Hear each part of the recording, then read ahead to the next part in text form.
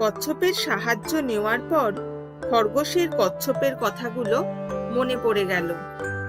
কচ্ছপ ভাই, তুমি একজন সত্যিকারের বন্ধু। তুমি সেদিনকে ঠিক কথাই বলেছিলে, সবাই সবাইকে প্রয়োজনে সাহায্য করতে পারে। তুমি আমার চোখ খুলে দিয়েছো। তুমি আজ আমার অনেক উপকার করেছো। সেদিনকে আমি তোমার মনে কষ্ট দিয়েছিলাম। আমি তোমার কাছে ক্ষমা চাইছি। আরে খরগোশ ভাই, বন্ধুই তো বন্ধুকে সাহায্য করবে। আজ আমি তোমাকে সাহায্য করেছি, কাল তুমি করবে। তুমি কি আমার বন্ধু হবে খরগোশ ভাই?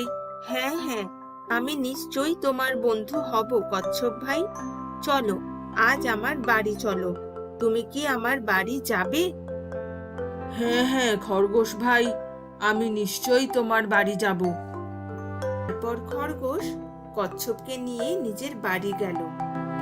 ওখানে দুজনে খুব মজা করলো।